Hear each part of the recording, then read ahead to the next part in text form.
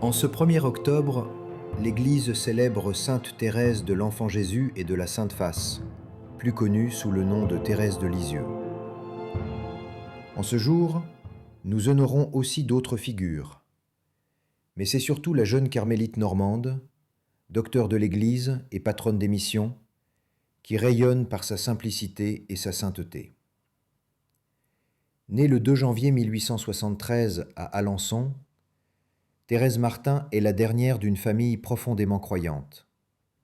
Ses parents, Louis et Zélie Martin, sont aujourd'hui canonisés eux aussi.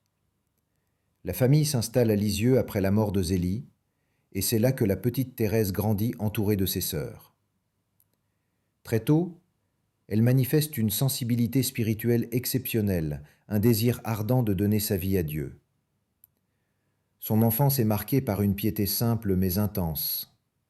Elle aime prier, elle contemple, elle s'offre déjà au Seigneur. À 9 ans, elle reçoit sa première communion avec une ferveur qui l'embrase. Elle confiera plus tard que ce jour-là, elle a vécu une union d'amour si forte qu'elle en restera marquée pour toute sa vie. Dès l'âge de 15 ans, Thérèse nourrit le désir profond d'entrer au Carmel de Lisieux, à l'image de ses sœurs Pauline et Marie déjà carmélites. Trop jeune, elle doit insister avec une détermination extraordinaire. Elle va même jusqu'à Rome, en pèlerinage, pour demander personnellement au pape Léon XIII l'autorisation d'entrer plus tôt. Devant son courage et sa vocation claire, elle est finalement admise au Carmel à 15 ans et demi. La vie carmélitaine de Thérèse se déroule dans l'humilité, la prière et le service. Mais contrairement à ce que l'on pourrait penser, elle n'accomplit pas de grandes œuvres spectaculaires. Sa sainteté se trouve dans ce qu'elle a appelé sa petite voie, une spiritualité fondée sur l'amour et la confiance absolue en Dieu. Elle croit que ce n'est pas la grandeur des actions qui compte, mais l'amour avec lequel elles sont accomplies.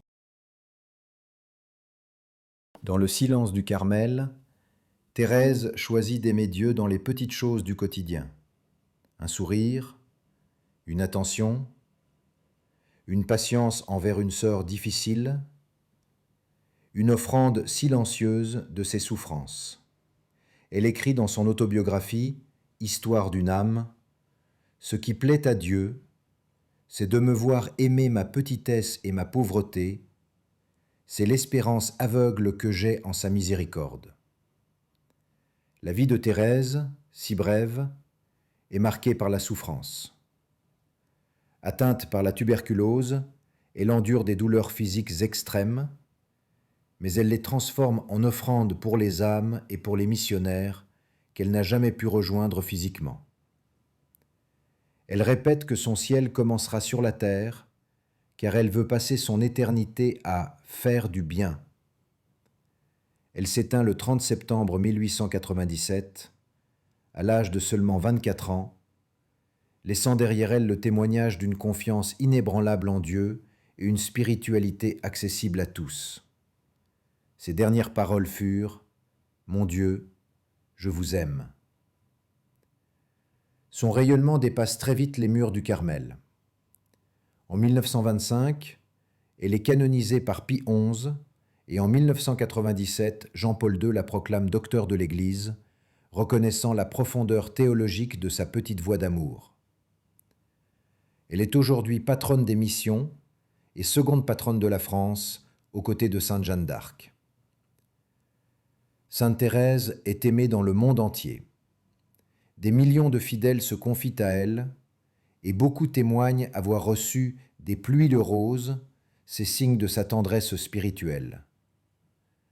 Sa vie, simple et lumineuse, nous rappelle que la sainteté n'est pas réservée aux héros extraordinaires, mais qu'elle se vit dans le quotidien, dans la confiance et l'amour.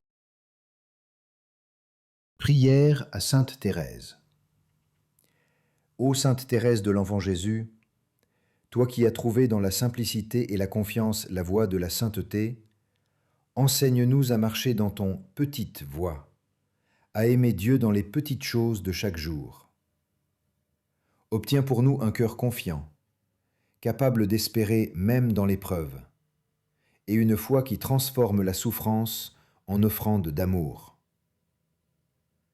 Sainte Thérèse, toi qui as promis de passer ton ciel à faire du bien sur la terre, fais pleuvoir sur nous tes roses de grâce, et aide-nous à vivre dans la lumière et la miséricorde de Dieu. Amen.